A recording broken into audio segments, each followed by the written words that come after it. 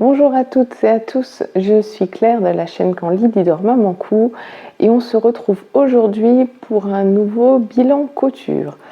Alors, j'ai cousu 2 coupons que j'ai épuisés et comme c'était des projets assez similaires, je me suis dit que j'allais vous faire une vidéo pour ces 2 projets en même temps. Alors ce sont 2 chemises, il y en aura une manche longue, une manche courte et j'ai choisi 2 modèles différents. Le premier que je vais vous présenter, c'est un modèle qui est issu de ce livre, Ma garde-robe à coudre pour toute l'année de Charlotte Ozouf. Et il s'agit de la chemise Septembre.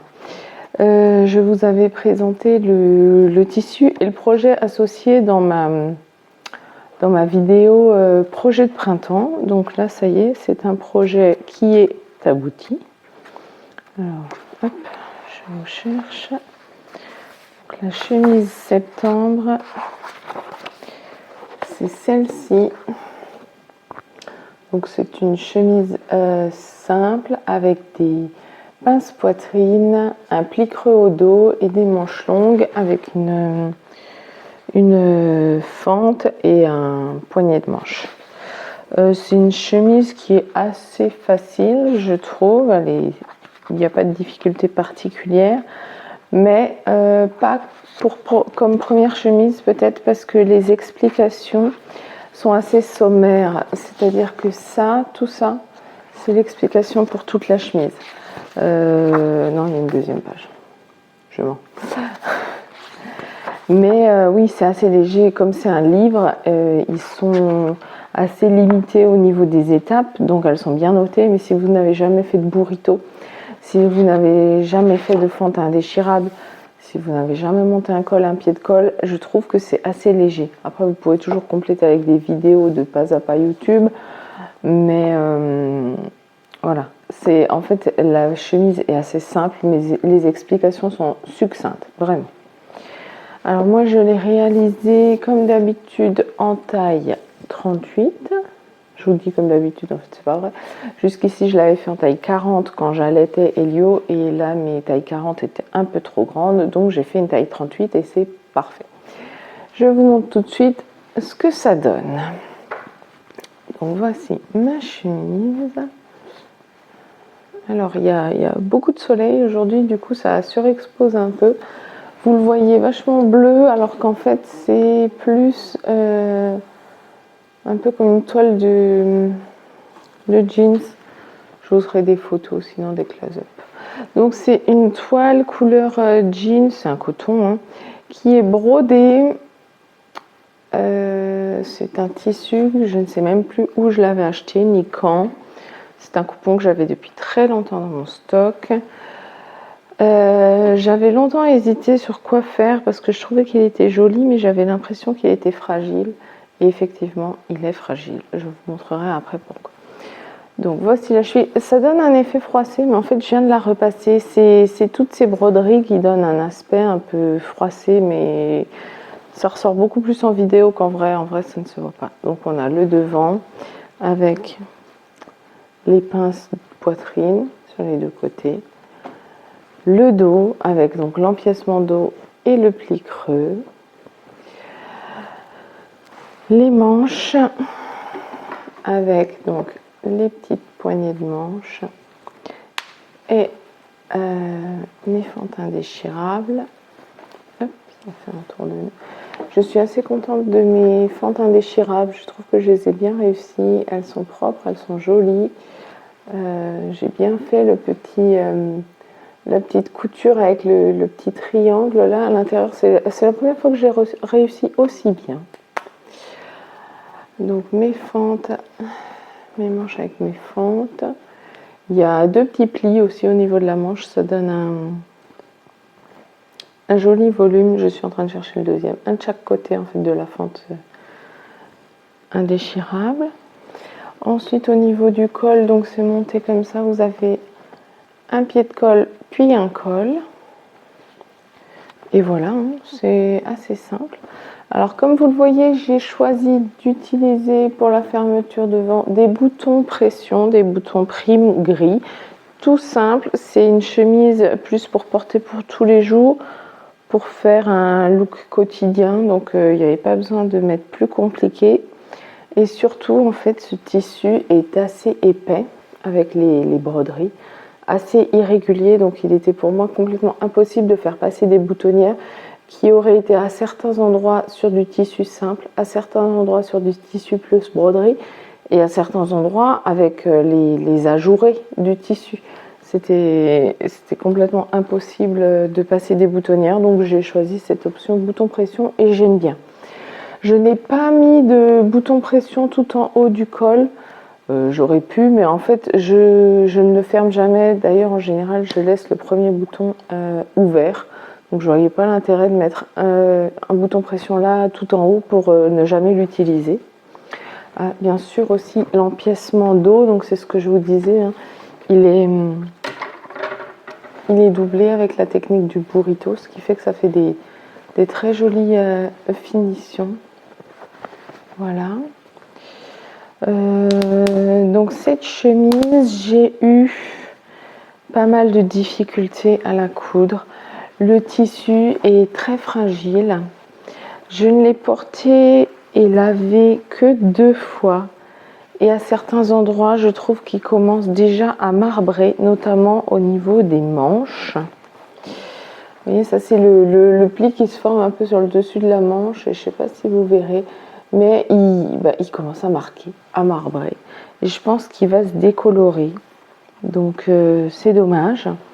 Et puis deuxième chose, j'ai vu sur une de mes fentes indéchirables, je pense que j'étais au niveau d'une broderie. Vous voyez, le tissu est en train déjà de se déchirer. Donc il va falloir que je réfléchisse. C'est un beau trou là qui est en train de se former. Il va falloir que je réfléchisse. Je pense que je vais faire quelques points à la main, que je vais glisser le tissu déchiré sous la fente et créer un espèce de faux pli pour tout réemprisonner.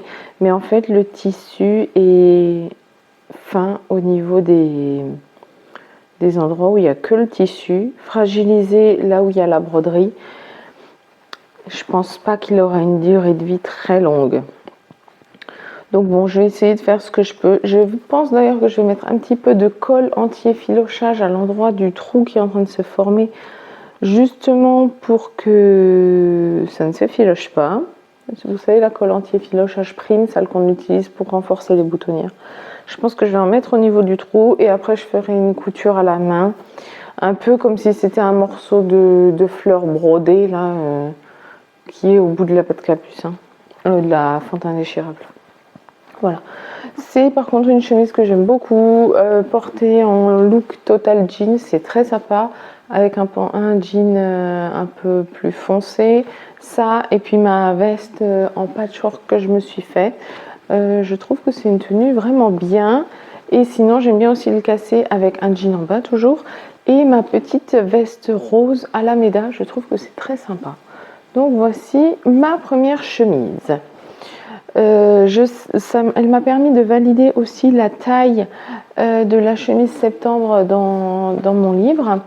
Donc comme ça, je sais que maintenant le 38 est parfait pour moi. Et je referai d'autres chemises, je pense, dans un futur plus ou moins proche, parce que je me rends compte que c'est un des vêtements que je porte le plus. C'est un projet que je mets facilement. En fait, les chemises, ça me convient très bien. Je les mets par-dessus les pantalons, dans les jupes. Ça va avec tout. Donc, c'est un des basiques que je vais garder pour moi. Je vous insère quelques photos portées et on passe au projet suivant.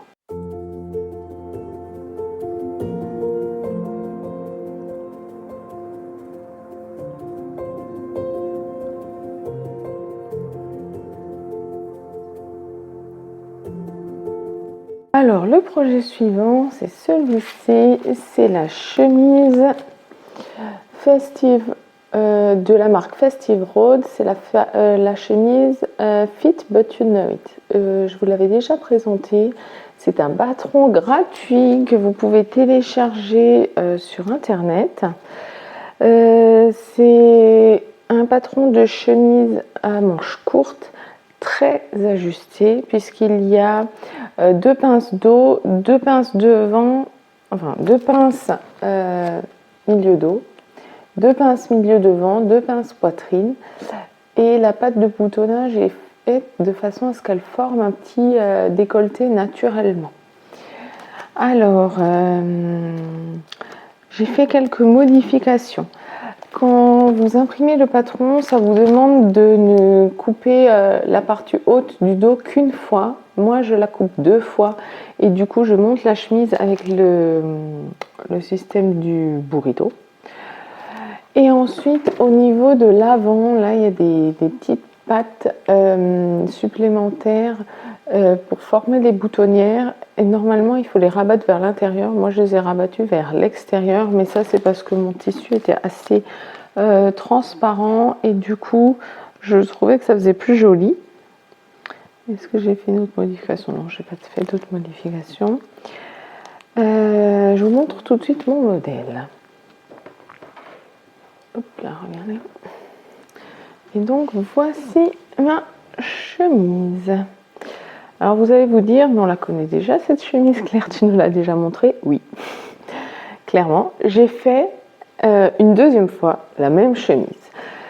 Je vous l'avais présentée, je crois, dans mon bilan couture en septembre. C'est une petite chemise que je me suis faite à la fin de l'été dernier. Et quand ma sœur l'a vue, elle l'a adorée. Et donc, comme j'avais une chute de tissu très conséquente, j'ai décidé de lui faire la même pour elle, pour son anniversaire. Donc là, son anniversaire, c'est très bientôt, c'est le 8 mai. Donc, je lui ai cousu exactement la même. Donc, je lui ai pris ses mesures. En fonction des mesures du vêtement fini, j'ai déterminé sa taille. Et j'ai réalisé tout pareil, la même. Donc, c'est un joli voile de coton tout léger, blanc. Alors, il est légèrement transparent, mais une fois porté, il y a plus de transparence, ça ne gêne pas. Donc, vous voyez, il y a ces pinces au devant, les pinces poitrine, les grandes pinces au dos. Vous avez le col. Le col qui est un col arrondi, le pied de col. Donc l'empiècement dos, comme je vous disais, moi j'ai choisi, pareil, de le doubler. Je trouve que ça fait une finition intérieure beaucoup plus propre. Et puis, vous avez donc ces espèces de petits parmentures de boutonnières qui sont sur le devant des deux côtés. Alors, normalement, ce sont des pièces qu'on coud vers l'avant et qu'on retourne vers l'arrière pour que vers l'avant, on n'ait pas de démarcation. Et en fait, moi, j'ai fait l'inverse. Je les ai cousues à l'arrière et rabattues vers l'avant, tout simplement parce que mon tissu est fin et assez transparent. Je ne sais pas si vous verrez, mais vous voyez, par transparence, on voit les marges de couture qui sont rabattues à l'intérieur. Et donc, si ça avait été le parement placé, tourné et à l'intérieur, et ben de dehors, on aurait vu par transparence ces marges de couture. Alors que le fait que le tissu soit rabattu dessus, et ben on voit quasiment rien. Et du coup, c'était plus joli.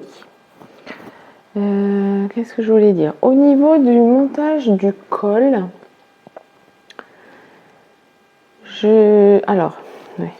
pour avoir une jolie finition, quand on porte la chemise, ça a tendance à s'ouvrir et on voit donc l'intérieur du pied de col. Donc ce que j'ai fait, c'est que j'ai posé mon pied de col à l'intérieur, contre l'intérieur. J'ai piqué à la machine pour que cette couture soit très nette et très belle. Et ensuite, j'ai rabattu vers l'extérieur, j'ai repassé mon surplus de couture, j'ai repassé vers l'intérieur, vers l'extérieur, et j'ai assemblé le pied de col extérieur avec l'extérieur de la chemise en faisant un point invisible à la main. Parce que je trouve que quand on fait une surpiqûre, souvent il y a un décalage qui se crée, et alors soit la surpiqûre est jolie dedans mais moche dehors, soit elle est jolie dehors et moche dedans, et j'avais pas envie. Donc pour avoir des très belles finitions, j'ai préféré finir à la main.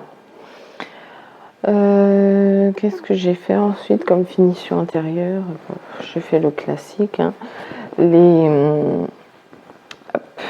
Donc j'ai piqué mes pinces et repassé. Ah, il y a Yo qui se réveille. On va essayer de finir. J'ai surjeté, ouvert mes coutures au fer.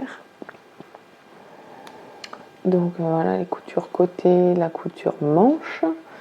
Alors là pareil, quand j'ouvre mes coutures au fer maintenant, je fais un petit point en haut, comme un point de bâti, avant d'assembler mes manches pour que justement quand je couds mon emmanchure, être sûr que mes surplus de couture ne se plissent pas. Vous savez, des fois quand vous passez le pied de biche, hop, ça emmène le tissu dessous et vous vous retrouvez avec un truc parfaitement assemblé et une marge de couture un peu pliée. Donc pour éviter ça, j'avais fait des points de bâti. Je ne sais pas si vous verrez, le point de bâti est un peu caché dans le surjet là. Et c'est parfait, j'ai aucun point, aucune marge de couture qui s'est entortillée. C'est très joli. Je trouve que ça fait des plus belles finitions. Et puis là, comme c'est pour un cadeau, je voulais vraiment que ça soit parfait. Pour le bas de la chemise, j'ai fait ce qu'on appellerait un ourlet mouchoir.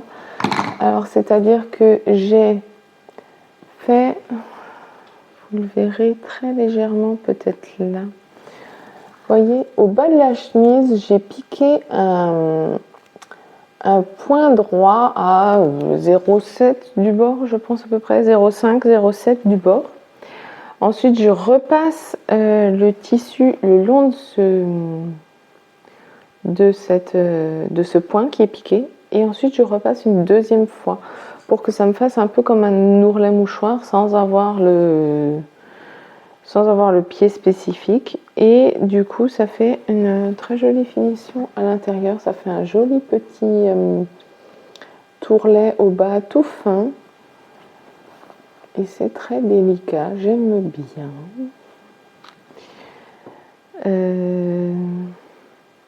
Alors, pour faire un point aussi précis au bord, j'utilise aussi un pied spécifique. C'est un pied, je ne sais pas à quoi il sert.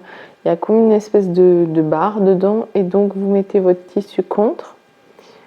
Et l'aiguille est juste là. Vous mettez votre tissu contre et ça pique clic, clic, de façon très régulière. Et donc, ça vous fait comme un repère, ce pied, pour glisser le tissu. Je trouve que c'est très pratique pour les petites piqûres de finition. Comme ça, on est sûr de faire un travail très précis. Voilà. Donc ça, c'est un chemisier que moi, personnellement, j'aime beaucoup parce qu'il est très ajusté. Il est très joli. Le fait qu'il y ait ses pinces milieu dos, qu'il y ait ses pinces devant, plus les pinces poitrine, ça fait vraiment une silhouette assez flatteuse. J'espère que je ne me suis pas trompée au niveau de la taille et que ça conviendra, que ce ne sera pas trop grand ou trop petit. Ma sœur a une poitrine beaucoup plus généreuse que la mienne et j'ai quand même pas mal hésité au moment de lui choisir sa taille parce que j'avais pas envie qu'elle se retrouve oppressée et que ça fasse laid au niveau du bouton. Donc on verra. Suspense. Donc je me suis dit je vous filme déjà le bilan couture et puis on va attendre de fêter son anniversaire ce week-end pour essayer de faire des photos portées si c'est portable. Voilà, donc ça c'était mes deux petits projets chemises. Donc je suis contente, ça me fait 2 coupons de plus qui ont disparu de mon stock et c'est parfait. Voilà, j'espère que ça vous a plu et je vous dis à bientôt pour un nouveau bilan. Bonne journée!